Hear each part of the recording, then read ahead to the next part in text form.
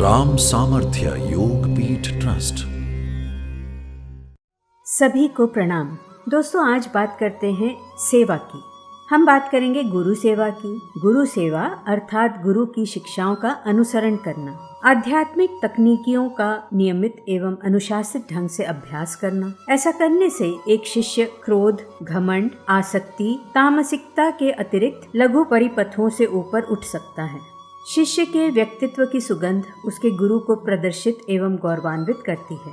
श्री राम ने वशिष्ठ ऋषि के प्रति गुरु सेवा को किया, ऐसे ही श्री कृष्ण ने भी अपने गुरु सांदीपनि के आश्रम में गुरु सेवा की। परिणाम क्या रहा? दोनों भगवानों की विभिन्न कलाओं में निपुणता।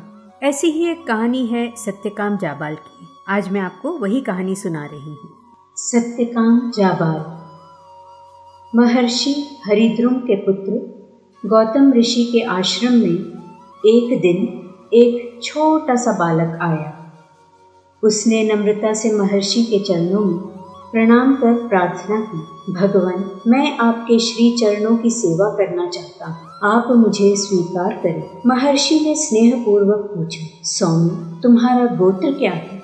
बालक बोला, मैंने अपनी माता से यह बात पूछी थी। मेरी माता ने कहा है कि जब युवा थी तब मेरे पिताजी के घर बहुत से अतिथि आया करते थे। माताजी अतिथि सेवा में ही बराबर लगी रहती थी, इसीलिए वे गोत्र नहीं पूछ सकी। मेरी शैशव अवस्था में ही पिताजी परलोक चले गए। अतएव भगवान, मुझे इतना ही पता है कि मैं सत्यकाम जाबाल का पुत्र हूँ। गौतम ऋषि ने प्रसन्न होकर कहा, वत्स, ब्राह्मण को छोड़कर दूसरा कोई भी इस प्रकार सरल भाव से सच्ची बात नहीं कह सकता। तुम निश्चय ही ब्राह्मण हो। मैं तुम्हारा उपनयन संस्कार करूँगा। जाओ, थोड़ी सी समिधा ले आओ। विधिवत उपनयन संस्कार हो जाने के बाद ऋषि ने दुबली पतली 400 गायें चुनकर सत्यकाम से कहा, बेटा, इन्हें चराने वन में ले जाओ। जब तक इनकी संख्या 1,000 न हो जाए तब तक लौटकर मत आना। सत्यकाम ने गुरुदेव की आज्ञा सहर्ष स्वीकार की। ज्ञान की सच्ची अभिलाषा के लिए हिमालय जैसे धैर्य अपने आप होता है। सत्यकाम ने वन में ही अपनी झोपड़ी बनाई और गायों की सेवा करते हुए उसे कई वर्ष व्यतीत हो गए। जब गायों की संख्या 1,000 हो गई तब एक वृषभ ने आकर मनुष्यवाणी में पुकारा, सत्यकाम। सत्यकाम ने नम्रता पूर्वक कहा, भगवान, क्या आज्ञा है? वृषभ ने कहा, वत्स, अब हमारी संख्या 1,000 हो गई है, हमें गुरुदेव के घर ले चलो। मैं तुम्हें ब्रह्म के एक पाद का उपदेश दूंगा।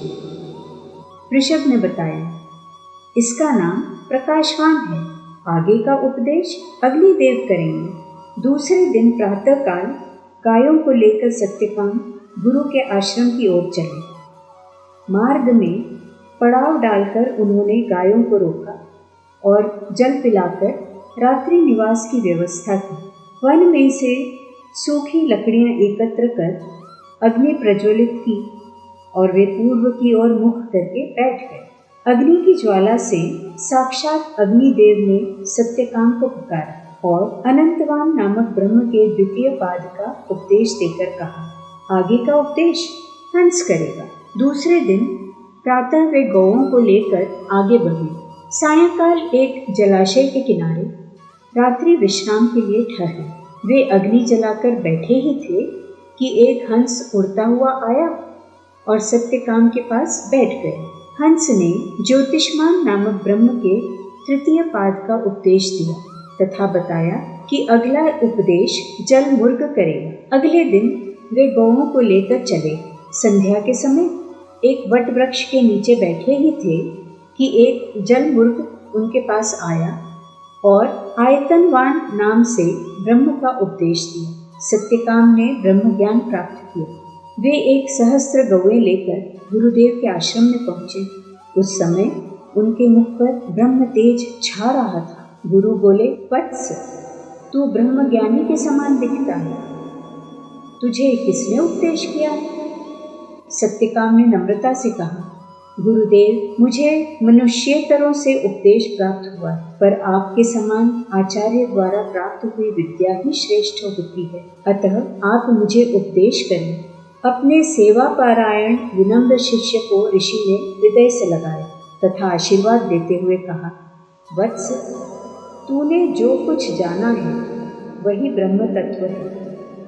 अब तेरे लिए कुछ भी जानना शेष नहीं है। सीख। गुरु सेवा स्वयं में एक पुरस्कार है।